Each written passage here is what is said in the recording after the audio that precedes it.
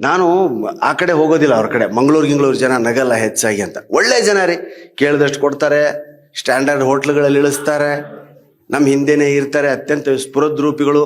ಅವ್ರು ಮುಂದೆ ಹೋಗ್ತಿದ್ರೆ ನಾವು ಅವ್ರ ಜವಾನ್ರೇನೋ ಅಂತ ಅನಿಸ್ತಿರ್ತೀವಿ. ಅಷ್ಟು ಕಟ್ಮಸ್ತಾಗಿ ನೀಟಾಗಿ ಮೀಸೆ ಗೀಸೆ ಬಿಟ್ಟು ದೇವತೆಗಳ ತರ ಕಾಣ್ತಿರ್ತಾರೆ. ತುಂಬಾ ಚೆಲವರು.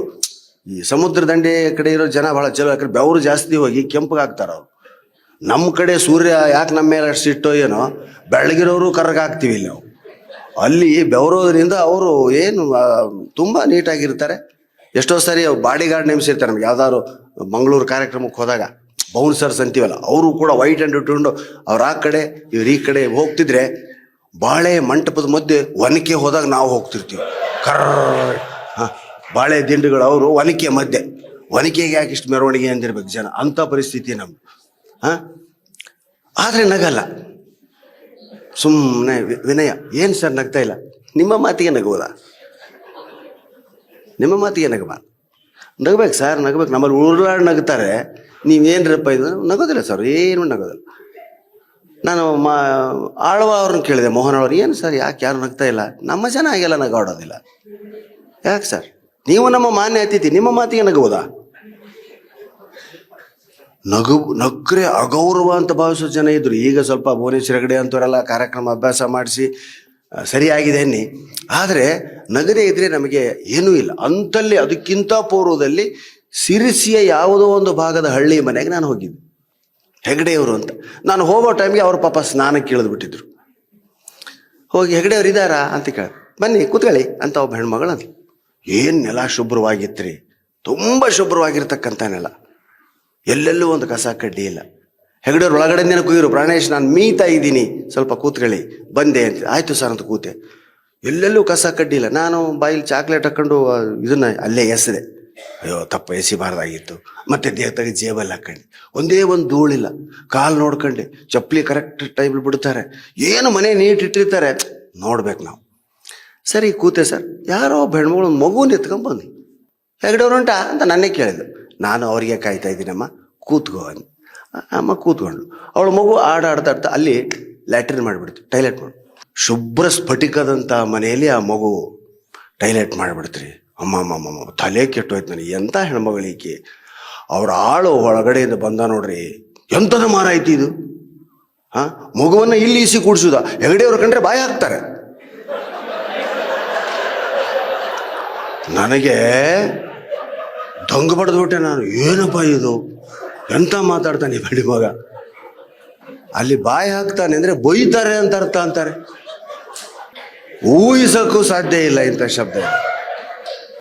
ಈಗ ನಮ್ಮಪ್ಪ ಬಾಯಿ ಹಾಕ್ತಾನೆ, ನಮ್ಮಮ್ಮ ಬಾಯಿ ಹಾಕ್ತಾನೆ ಅಂದ್ರೆ ಗತಿ ಏನು ಅಂತ ನಮ್ಮ ಕಡೆ ಇದನ್ನು ಬಳಸಿದರೆ ನಾವು. ಯಾಕೆ ದೇಶ ತಿರುಗು ಕೋಶ ಓದು ಅಂತಾರೆ ಅಂದ್ರೆ ಇದೇ ಕಾರಣಕ್ಕಂತ ನನಗೆ ಅವಾಗ ಅರ್ಥ ಆಯ್ತು ಸ್ನೇಹಿತರೆ. ದೇಶ ತಿರುಗಬೇಕು, ಕೋಶ ಓದಬೇಕು. ಅದಕ್ಕೆ ಬಿಡುವಿನ ವೇಳೆಯಲ್ಲಿ ಸ್ವಲ್ಪ ಟೂರ್ ಹೋಗಿ ನೀವು. ಇವು ಬಸ್ಗಳು ಮಾಡ್ತಾರಲ್ಲ, ಯಾರವು ಟ್ರಾವೆಲ್ಸ್ ಅಂತ, ಆ ಬಸ್ಗಳಲ್ಲಿ ಹೋಗ್ಬಾರ್ದು. ಶಿವರಾಮ್ ಕಾರ್ ಅಂತ ಇರ್ತಾರೆ, ಹೆಗಲಿಗೆ ಬಗಲಿಗೆ ಒಂದು ಚೀಲ ಹಾಕೊಂಡು ಹೋಗ್ಬೇಕು. ಶಿವರಾಮ್ ಕಾರ್ ಅಂತೂ ನಮ್ಮ ಗಂಗಾವತಿ ಹತ್ರ ಆನೆಗುಂದಿ ಅಂತಿದೆ, ನೀವೆಲ್ಲ ಬಂದಿರ್ತೀರ, ಪಂಪಾಸವರ ಅಂಜನಾದ್ರಿ ಬೆಟ್ಟ, ಅವುಗಳನ್ನೆಲ್ಲ ಚಪ್ಪಲಿ ಧೋತ್ರ ಜುಬ್ಬು ಹಾಕೊಂಡು ಬಗಲಲ್ಲಿ ಒಂದು ಹಸಿಬೆ ಚೀಲ ಹಾಕೊಂಡು ನಡೆದಾಡ್ತಾ ನೋಡಿದಾರೆ. ಹರಗೋಲಲ್ಲಿ, ನಮ್ಮಲ್ಲಿ ಹರಗೋಲ್ ಅಂತ ಇರ್ತದೆ. ಹಂಪಿಗೆ ಕೇವಲ 9 ಕಿಲೋಮೀಟರ್, 9 ಕಿಲೋಮೀಟರ್ಸ್. ರೋಡಿಂದ ಹೋದ್ರೆ 35 ಕಿಲೋಮೀಟರ್ ಹೊಸಪೇಟೆ ಮೇಲೆ. ಬೋಟಲ್ಲಿ ಹೋದ್ರೆ ಬರೀ 9 ಕಿಲೋಮೀಟರ್. ವಿಜಯ ವಿಠಲ ದೇವಸ್ಥಾನ ಮುಂದೆನೇ ಇಳಿತೀವಿ ಅಂತ ಬೋಟಲ್ಲಿ ಅವ್ರು ಬಂದಿದ್ದಾರೆ. ನಮ್ಗೆ ಅವಾಗಿನ್ನೂ ತಿಳುವಳಿಕೆ ಇಲ್ಲ, ತೀರಾ ಚಿಕ್ಕವ್ರು. ಹಾಗ ಅಡ್ಡಾಡ್ಬೇಕು. ಅದಕ್ಕೆ ಅವ್ರನ್ನ ನಡೆದಾಡುವ ವಿಶ್ವಕೋಶ ಅಂತ ಕರಿತಿದ್ರು ಕಾರಂತರನ್ನ. ನಾವಿವತ್ತು same journey, traveller seat book ಮಾಡೋದು, ವಿಂಡೋ ಸೀಟ್ ಕೊಡಿ, ಅದನ್ನು ಹೆಂಡತಿ ಹಿಡ್ಕೊಂಡ್ಬಿಡ್ತಾಳೆ. ವಿಂಡೋ ಸೀಟ್ ಅವಳ ಪಾಲಿಗೆ. ಇವನು ಕಾಣಬಾರ್ದು ಅಂತ ಅವಳು ವಿಂಡೋ ಸೀಟ್ ಹಿಡ್ಕೊಳ್ಳೋದು. ಯಾಕೆಂದ್ರೆ ಇವನು ಪಕ್ಕದಲ್ಲಿರೋ ಇವ್ನು ನೋಡಬಾರ್ದು, ಹೊರಗಡೆ ನೋಡ್ಬೇಕು ಅಂತ ಅವಳು ವಿಂಡೋ ಸೀಟ್ ಹಿಡಿದಿರ್ತಾಳೆ ಅಂತ ಯಾರೋ ಹೇಳಿದ್ರು. ಇದನ್ನ ನಿಮ್ಗೆ ಬಿಟ್ಟಿದ್ದು, ನಿಮ್ಮ ಅನುಭವಕ್ಕೆ ಬಿಟ್ಟಿದ್ದು. ಹೊರಗಡೆ ನೋಡ್ತಾ ಕೊಡ್ತೀವಿ. ಮೊದಲು 1-2 ದಿನ ಓಡಾಡಿ ಎಲ್ಲ ನೋಡ್ತೀವ್ರಿ. 3ನೇ ದಿವಸದಿಂದ ಏನಾದರೂ ಬಂತು ಅಂದ್ರೆ, ಧರ್ಮಸ್ಥಳ ಮಂಜುನಾಥ ದೇವಸ್ಥಾನ ಕೆಳಗಿಳಿರಿ, ಆಯ್ತಪ್ಪ ಇಲ್ಲಿಂದಲೇ ನಡಿ. 2 ದಿನ ನಮ್ಮ ಉತ್ಸಾಹ, ಸ್ಟೆಮಿನಾನೇ ಇಲ್ಲ. ಎಲ್ಲ ಬಸ್ಸಲ್ಲಿ ಕೂತೆ, ಅವ್ರು ಹೋಗಿರೋ ಹೋಟ್ಲಿಗೆ ಹೋಗಿಳಿಯೋದು, ಅವ್ರು ಹೇಳಿದ ರೂಮ್ನಲ್ಲೇ ಇರೋದು, ಅವ್ರು ತಂದದ್ದನ್ನೇ ತಿನ್ನೋದು. ಇದು ಪ್ರಯಾಣ ಅಲ್ಲ ಅಂತಾರೆ ಬಲ್ಲವರು. ನಾವಾಗೆ ಹೋಗಿ ಅಲ್ಲಿನ ಕಷ್ಟಗಳನ್ನ ಎದುರಿಸಿದಾಗ ಏನು ಉಂಟಾಗ್ತದೆ, ಅಲ್ಲಿನ ಹಾಸ್ಯ ಪ್ರಸಂಗಗಳಿರ್ಬೋದು, ಅಲ್ಲಿನ ಸಂಸ್ಕೃತಿ ಇರ್ಬೋದು, ಅದಕ್ಕೆ ಡೈರೆಕ್ಟ್ ಆಗಿ ಹೋಗೋದನ್ನ ಕಲಿಬೇಕು. ನೀವೇ ವಯಸ್ಸಿದ್ದಾಗ ಅಂಜನಾದ್ರಿ ಬೆಟ್ಟಕ್ಕೆ ಎಷ್ಟು ಜನ ಬಂದಿದ್ದೀರಾ? ಇಲ್ಲಿ ಬಂದಿರಾ? ಭಾಳ ಕಡಿಮೆ. ಈಗ ತುಂಬ ಚೆನ್ನಾಗಿದೆ. ನಾವೆಲ್ಲ ಅಲ್ಲಿ ಮೆಟ್ಲುಗಳೇ ಇರಲಾರ್ದಾಗ ಹೋದಂಥ ಜನ ನಾವು.